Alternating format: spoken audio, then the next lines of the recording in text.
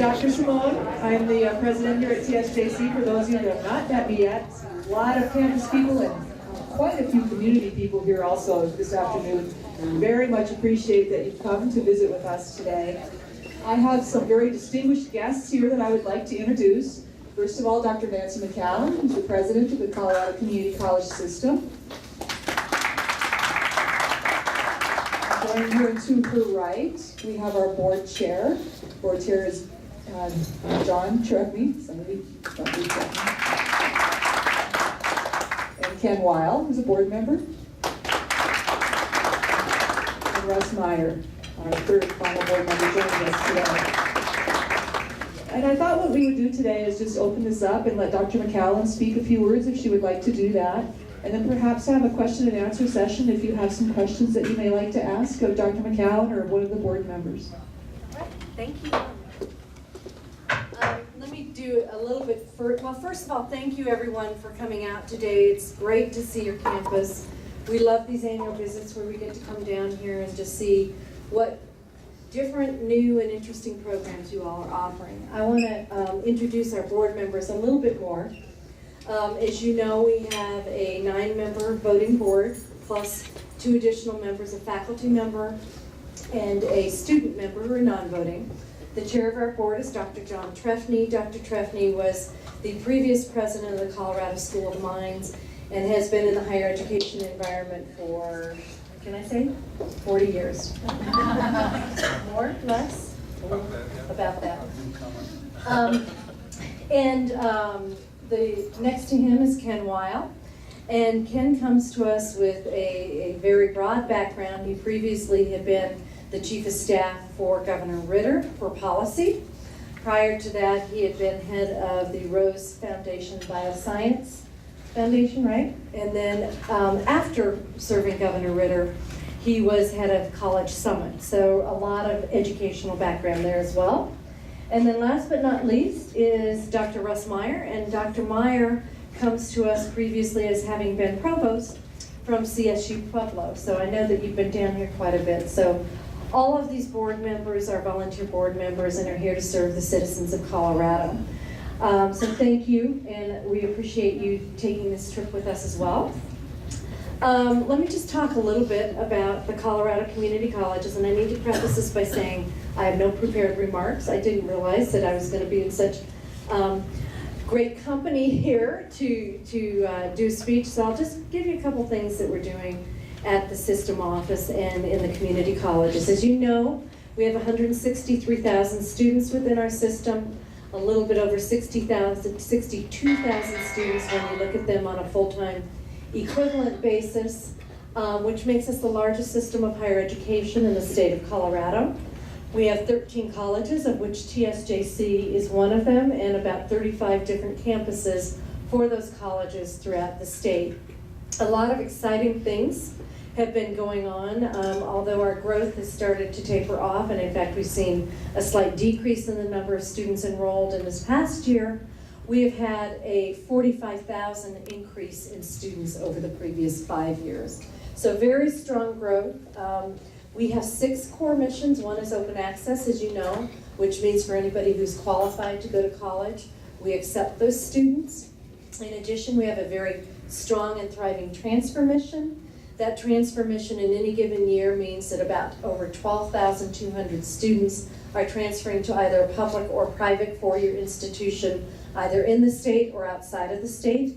And our transfer students do as well, if not better, than those students who started at their native schools, both in terms of grade point averages as well as graduation rates. So we're very proud of that fact, and we're proud of the fact that over the last 4 years, we've really worked hard in the state legislature to have statewide transfer agreements, so statewide articulation agreements, so that students anywhere in the state of Colorado for various majors, I believe it's up to 18 at this point in time, know exactly what first 2 years of college they need to take at the community college that will then transfer to the 4-year institutions and put them in the 4-year institutions as a junior status, not having to take any more college courses above and beyond if they had started at that institution. And that's really key It's key because that means that our students are able to come to us for the first 2 years at an affordable tuition price, transfer those credits as long as they're admitted to the four-year institution,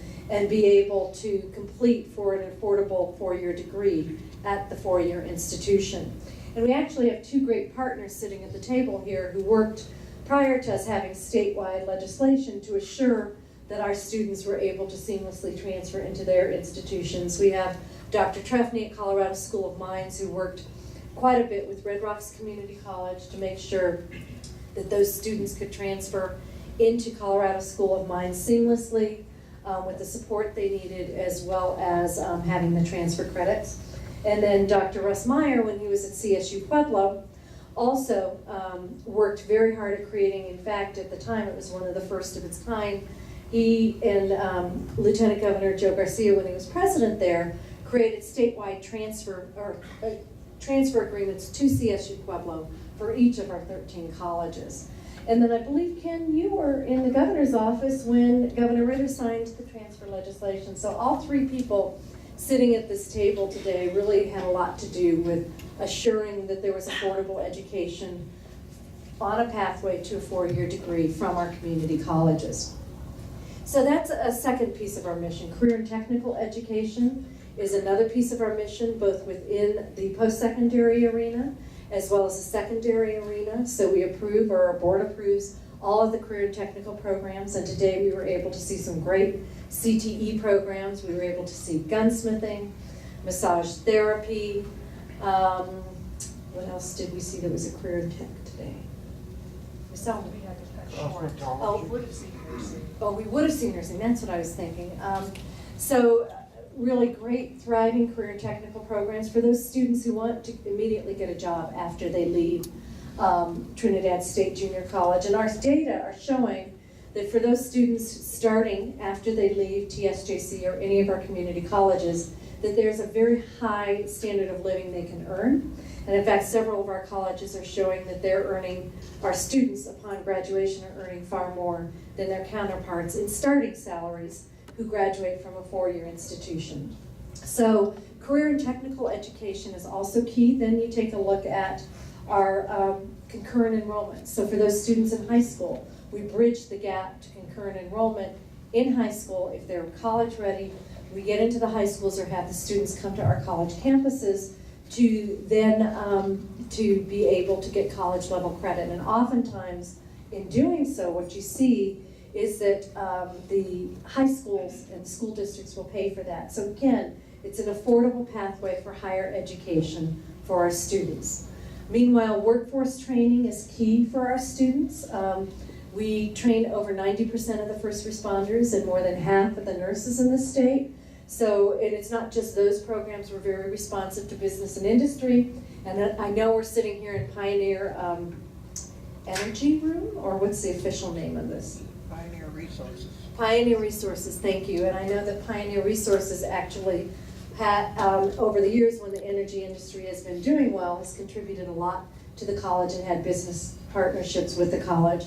And it's not just Pioneer, but there are all sorts of business relationships that TSJC has been involved with over the years.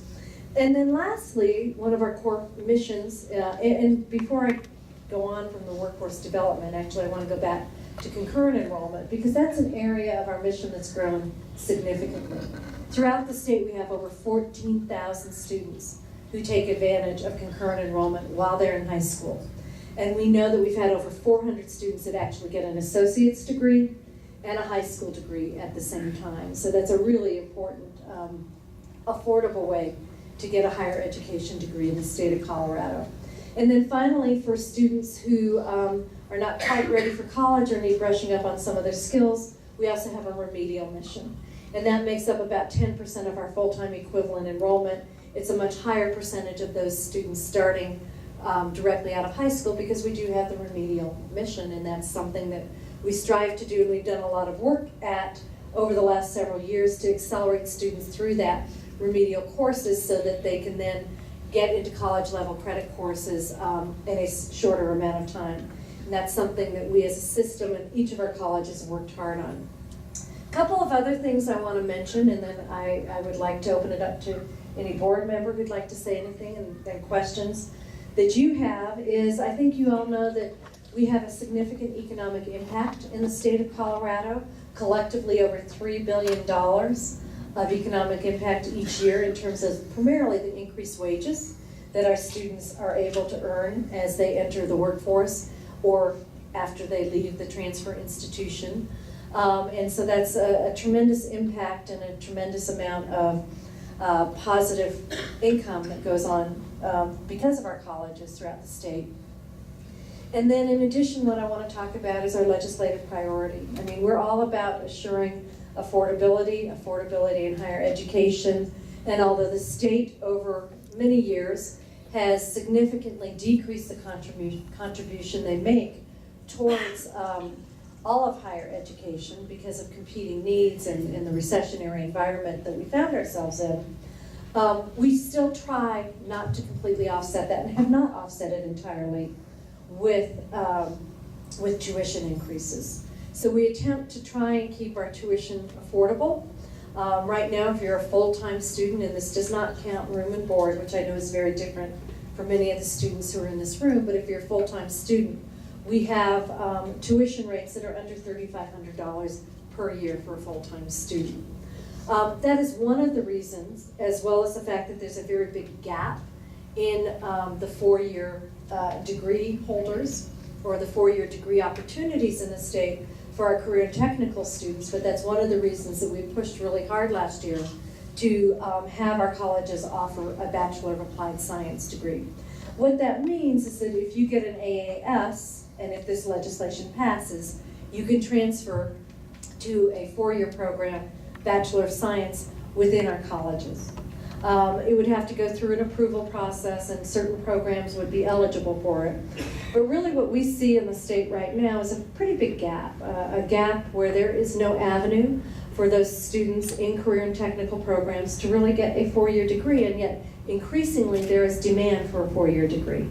And when I say there's a gap, what I mean is for those students who are in an AAS program, typically with the exception of about 15 credits, their AAS degree does not transfer to any public institution in the state, with one exception, and that would be Colorado Mesa.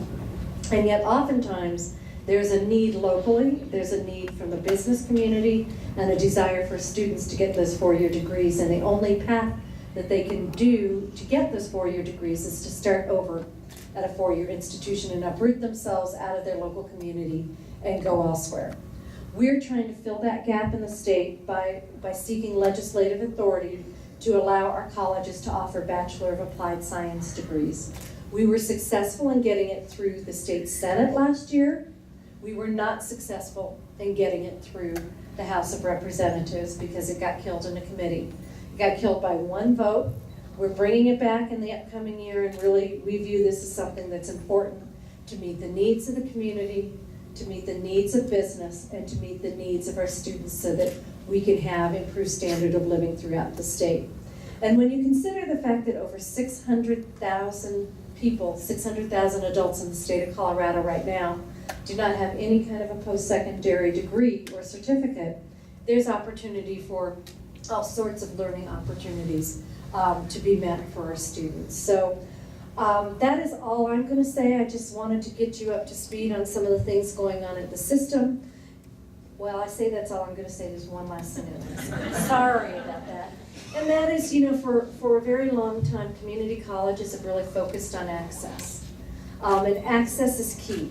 And we are doing a really, really good job of access. And if we get this Bachelor of Applied Science, we continue to do a good job of access with the BAS degree. But there's a trend nationally and within Colorado to move towards access is great, but what are you going to do towards success? What are you going to do to get students through the program so they can get a certificate, they can get a degree that is marketable for whether or not they want to go into the workforce or whether or not they want to transfer to a four-year institution, or what they just want really for their lives, to enrich their lives. And so there's a huge success agenda that's happening, not just in Colorado anymore, and our board has been very much engaged in that, to defining what success is and actually putting $1 million for each success measure for both, for all the colleges throughout the state. We have 6 measures we've adopted. I'm not going to go into them, but if anybody's interested, we can discuss them later. But they're all related to success and to completion and to getting that degree. We have performance contracts with the Department of Higher Education on this, and now President Obama is really, really focusing on it and suggesting that he may, by 2018, want to be tying Pell Grants and loan rates to success at the colleges. So it's an agenda that is here. It's not going away. I think it's important to make sure, and we have an obligation to make sure, that our students get through college and get a marketable degree so they can improve their standard of living. So how many students are in the room? Okay, so my charge to you is I want to make sure you all graduate, you all get a certificate, you get a degree, and you go on to do whatever you want to with that degree and certificate. But failure is not an option. You're gonna see this through, and I want you to see it through. So that's all I have to say. I'd ask if any of our board members would like to either come up here and say something, or open it up to questions. Just say a couple of things from here. I've been on this board for 7 years, as Nancy mentioned. Prior to that, my whole career has been in higher education, mostly at the school line. Actually, it's closer to 50 years. And so I've seen lots of different kinds of institutions, and I'm just totally impressed with the community college system here in Colorado and everywhere around the country.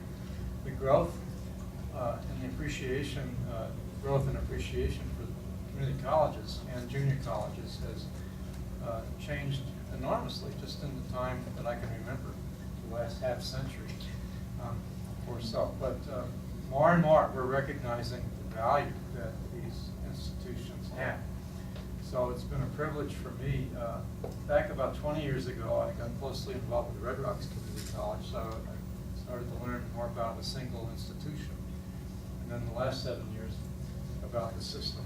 And so we represent the system, but I can say firsthand that there are good things happening that are due to the system, just as there are many good things happening at the campus level as well. I think we need them both. I think we're much more effective as a system here in Colorado. I think that, you know, as the more we learn about your needs, the more we may be able to help from the system level. The other thing I wanted to mention briefly is I'd add a third thing. Nancy talked about access and completion, and those are easy to measure quantitatively. You can just count the number of students that get to higher education. You can count the number that get certificates or degrees. But I always add the third part, which is quality. How do we ensure that the educations you're accessing and completing are of the highest possible quality? And just personally speaking, you know, as we go on these visits and see what's happening on the campuses, we appreciate more and more the quality.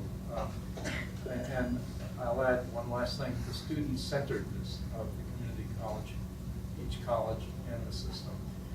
Everybody that we meet is focused on students and their learning and their success.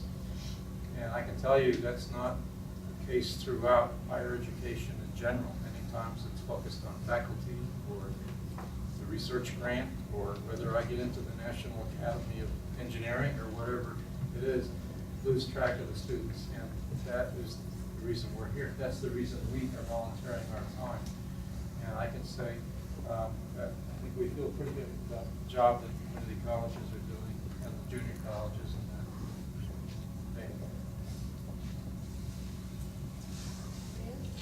I'd just like to say I'm delighted to be here. As Nancy said, I spent 11 years at CSU Flemore, so I saw a lot of students coming like that, and was always very happy with them. We actually, as a kind of challenge to the faculty, or a challenge from the faculty, I actually supervised a study of all community college transfer students, their GPAs, their work in the classes, and then challenged other faculty who were complaining about them to say, okay, which of these students are from the community colleges? And no one could identify them. Community college students do wonderful work in the 4-year school. So I think a lot of that is due to that very personal, individual attention they get here at Trinidad and the other community colleges. We don't see that very much. Even in schools like CSU Pueblo, as proud as we were of being student-centered, we weren't close compared to what goes on down here. Really appreciate what you've done. So thank you. So we can open this up to questions now. Yes. First thing I'd like to do is commend the board for bringing Dr. Simone to Trinidad. She's only been here a short time, but we see a lot of good things happening, and I'm sure we're going to be seeing a lot of good things in the future. So thank you.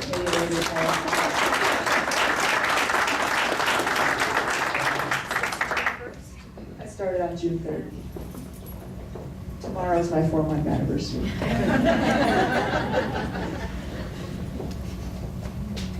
Does anyone have any questions that they would like to ask Dr. McCallum or any of our board members? I was remiss just a little bit earlier. Excuse me 1 second, Paul, and I'll get right to you. I did want to introduce a couple of people that drove across the hill from our Valley campus today to be with us this morning. I very much appreciate them taking the effort to do that. Robert Martinez, our Associate Dean for Students, came across, and Bonnie Ortega, our Associate Dean for Instruction, and Laura Weber, our Director for Workforce and Community Education, something like that. Sorry, Laura. I do appreciate them taking the time to join us. Paul? It seems to me that the college, all colleges, have an important job of getting out into the community. And I wonder what the board's policy is with respect to directing the colleges to get out into the community to work among other nonprofit organizations, for example. Well, so let me talk a little bit about that. First of all, the only employee of the board is me, and then I work with the presidents on their goals and hiring them and the like. So the board sets broad goals, as I do, and then we give a lot of latitude and flexibility to the presidents to achieve that. Over the years, however, there has been a goal that is related to community partnerships that we work on with the president, and as well as a number of business partnerships that they have for training and a number of new programs that they institute. I would say I cannot imagine, I do not know of any president who is not heavily involved in their community. The presidents are expected to be in the community, going to student events. When you're in a smaller town, you see it a lot more. I know you can't go into Walmart without anybody knowing exactly who you are, but I bet you nobody in here could go to Walmart without knowing exactly who each other is. But believe it or not, even when I go into Walmart, people know who I am up in Denver sometimes. And in fact, I ran into someone from NJC in Walmart once. But there is the expectation that the president is out in the community, and there are numbers put to that when we set our annual goals. Yeah, I'm not thinking specifically of the president, but the college as a whole, because the college has a lot of knowledgeable people about different areas, and I just wonder what the policy might be with regard to colleges getting out into the community as an institution. Well, and I would say that I leave most of the running of the college up to the presidents. Right. Again, I give them broad goals, and my expectation is that the college will be inculcated in the community. And I tell you that I find out if they're not. Trust me, people call me a lot. Or if they're involved in the community and somebody doesn't want them involved in that particular arena. I hear that as well. But the expectation is they're an integral part in the community. I mean, that's why we're here, is to serve the community. That's why our mission is to only serve residents of Colorado. Our mission is not to serve non-residents, so you don't see us really doing an aggressive marketing campaign out of state. We just don't do that. Our mission is to serve the community. I guess I would ask Carmen, now you've only been here for 4 months? Almost. But what expectations do you set of your staff in that regard? Thanks, Dr. McCallum, and I'm happy to address that also. One of the expectations that I have is that the faculty and staff at the institution be very involved with the community. We're encouraging and we're supportive of that. And I know that an example of that happened just this week when I learned that Velas Tanape, our new art instructor, has been invited to serve on the board for the Mitchell Museum, as an example. And we want those kinds of connections to happen as an institution. It's very important that we be involved with the community and be a part of the community. And that's where all of our ideas come from, as far as what we need to be doing as an institution to help our community grow and be successful. So it's very important, and it's part of our faculty evaluation process. Just add that we used to hear cliches like the ivory tower, or what are you going to do when you get out into the real world? And I always just cringed because these institutions are part of the real world. We're part and parcel of the rest of the world. We need to be at the table. We have a lot to offer the community. We need to also partner in the community in order to enrich our own selves. So the connections are extremely strong, and that's all the way it should be. Does that answer your question, Paul? Sort of. Sort of? We'll keep working on it with you. I think perhaps we can talk about this individually. Sounds good. Any other questions? Last year when Dr. Boland was here, he had a meeting with the community.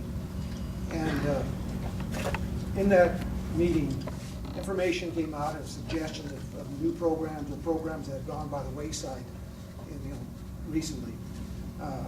Are you aware of what he reviewed at that meeting, and are you taking any steps to maybe possibly bring some of these programs back? I'm peripherally aware of some of that conversation. When Dr. Boland and I had our 2-week overlap, we very much focused on establishing relationships for me so that he could pass along the relationships that he had built during his year here at the institution. And I rely very heavily on our Vice President for Academic Affairs, who is in the room here somewhere. There she is, in fact, Paula Davis, to carry that connection between Dr. Boland and myself as we're working with the community. Is there a particular program you're interested in? Well, one program is, my background is in the building industry, and several years ago, they had a very strong building trades program, and that has gone away. And now that the housing industry is coming back, one of the biggest problems that the industry is having nationwide is supplying good contractor tradesmen out there. So I think there is a definite need that I think a small community college like the TSJC could fulfill. Thank you. And I have heard that from several business people within the community during my 4 months here. And I've been working to learn the history of that program at the institution and what it was, where it was, how it was operating, and some of the history of why that went away. And I've been working with Paula on conversation about where we should be going in the future and whether that needs to be a direction where we start to head or whether there are other programs that are just as critical for Trinidad. And there are only so many programs that we can put out there at a time, so we have to be very thoughtful and prioritize those programs. And we just haven't had, in my 4 months here yet, the time to have those kinds of very deep conversations about the next programs that we want to roll out. And we'll continue to have conversation and work on that, Phil. I was on that advisory board for about 18 years. So if it does come back, I'd be willing to participate. Fantastic, I appreciate that very much. Along with that, I think someone was suggesting building trade and restoration. A lot of restoration goes on here, and I'm sure in other places. So not just building trades by themselves, building trades and restoration. Like historic preservation, is that along those Well, lines? restoration of buildings or house. Yeah. And I don't know, Paula, if you do have any, were you part of those meetings? Dr. Pollard brought back the information from us, and for a little bit of history, that program was discontinued at the state level. And so, I don't know the entire history of it, but from what I understand, that's the circumstance. Well, and Dr. Bull, I do have Dr. Boland on contract with the system office to do some work, so we can facilitate that meeting. The other program that went away was the electronics program. The what? An exception, the electronics program here. Don't we have that at Alamosa? Oh, we do have the aquatics at Alamosa. Electronics. Oh, electronic, okay. Couldn't hear you. That was an exceptional program, put out a lot of good students, and that went away also. And again, I've heard some of that background. I don't have the entire story to share with you here today on what happened with that program, why it in particular went away. But I can talk with Paula and investigate some of that background. Again, one of the things that we as an institution are obligated to do is make sure that if we are starting a program, that there are jobs for those graduates, that those graduates can make a good living when they graduate with that degree, above what they would make with minimum wage without a degree. And those kinds of investigations need to happen as we decide whether or not we want to pursue a program. Maybe we need a marketing program. Maybe we need a marketing program, then someone who would study these things and find out. I think I heard Paula say, oh. I don't know how many of you know this, but for career and technical programs, we're held accountable for outcomes, and that's completion and placement and things like that. And so annually, the state reviews those numbers. And so, I mean, this is a discussion we still need to have, but we have to be able to complete and place those students. One of the new programs that we are looking at right now is an entrepreneurship program that can be a program that any of our CTE, career and technical students, can take to have them start thinking about opening up businesses. And we are just starting to get that off the ground and rolling. I think it is a need that's out there. We are trying very hard to be responsive. Many years ago, they tried to start a mentoring program here, and it sort of died and never got started. And I wonder if you're thinking about that now, because I think a lot of our students could use mentoring from individuals in the community. So you're talking about a program where community members would take a student under their wing, so to Yeah. speak, and help them along, learn a little bit about the business. Is it like an internship kind of program, or more personal than? It's broader, I think, Broader. than the educational part of it. And I don't know, Carrie, if we have anything like that in place right now. I don't remember hearing about anything like that. I can tell you that the mentors that students have been getting, at least in my case, in occupational safety and health club, have been through the instructors.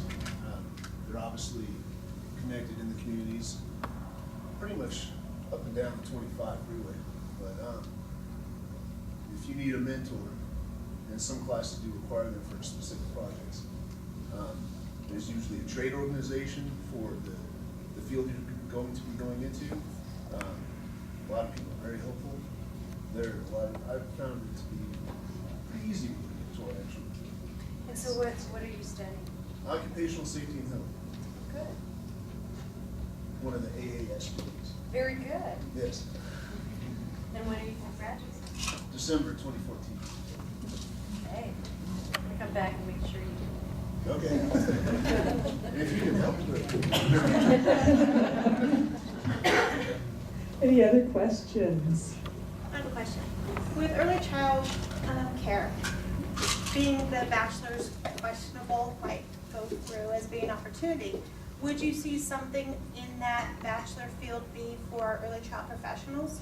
Reason being, because I have a lot of folks I work with, colleagues, that unfortunately cannot relocate or go to classes because they are utilizing or taking care of children or have their own business, so that's not an option. Would you see that in the future maybe? So it could potentially. Let me talk about the process that's in the legislation that any program would have to go through in order to qualify. So the college will need to do a feasibility study, a cost effectiveness study, whether or not there's demand within the community, whether or not the students want the program, and whether or not there is a similar program that is being offered by it for your institution in the geographic area. So there are a number of studies that would have to be done before we would embark upon that. And then after that, it would have to come, after all that's done, it comes to our board, and our board would have to approve it, and then it would have to go to what's called the Colorado Commission on Higher Education, And the Colorado Commission on Higher Education is not a governing board, but it's a coordinating board that most programs do not, some programs have to go through it, others do not, depending upon agreements with the commission. And it would have to be approved by them. So I don't mean to say that there's a long drawn out process, but that's kind of the safeguards we put in place to assure that there's not duplication of services, and quite frankly, to assure it's not a threat to the four-year institutions, because that's something that is important to them. Now, having said that, I think, so are you in early childhood? I'm the Horfman Alzheimer's Early Childhood Council Coordinator. Okay. And so we actually are working with the state with Race to the Top Early Learning Challenge Fund. Okay. And one of the priorities / goals is to have our child care professionals at an AA or higher education level to provide quality to our children and our communities. So there's a whole separate thing going on at the national level. Have you heard of gainful employment? So essentially the gainful employment law is saying you have to earn a certain salary, if you will, upon exiting your degree in order for it to continue to be eligible for financial aid.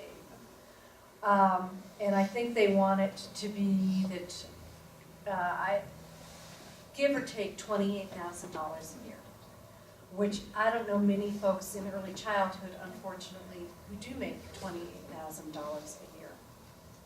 So there had been, and these are all done by the U.S. Department of Education, there had been regulations in place that, and I think it was 28,000 or so, that they didn't peg that number, they used percentages, but that's pretty much what they essentially had put in place.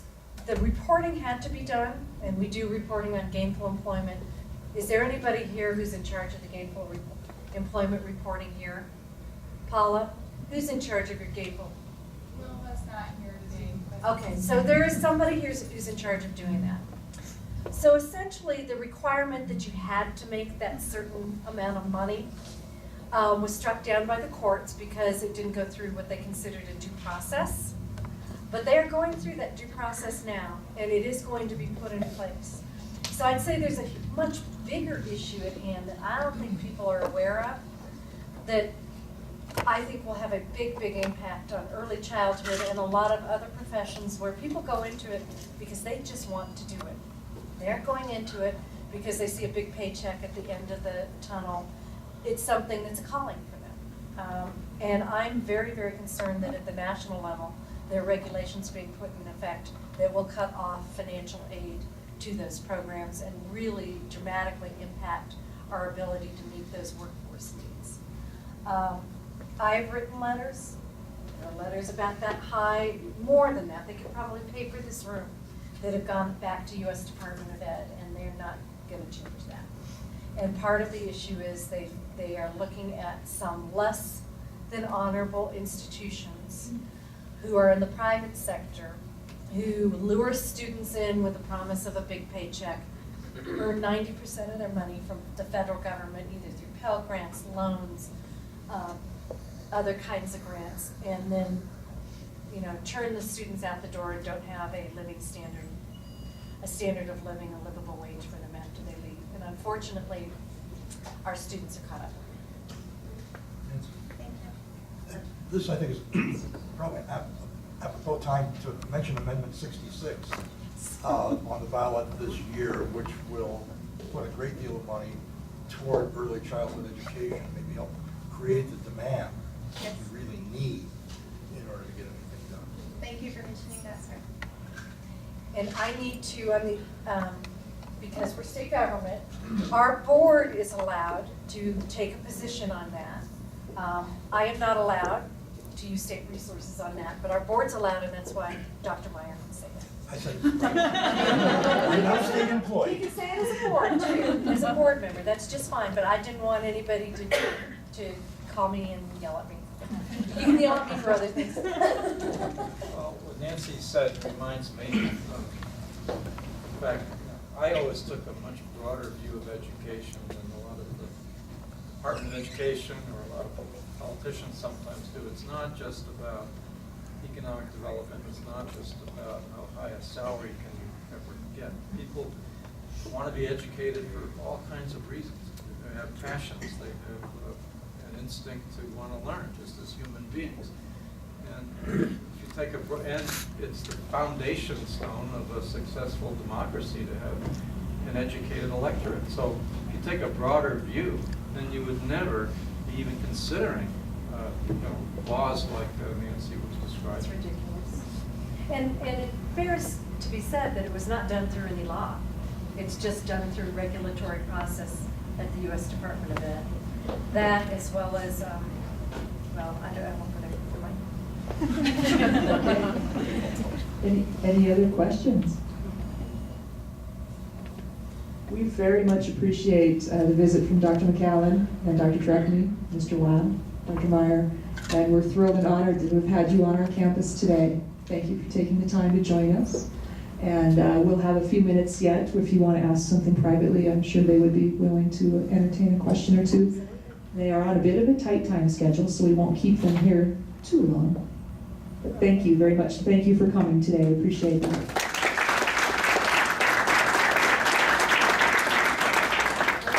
Are they going over to the soccer game to have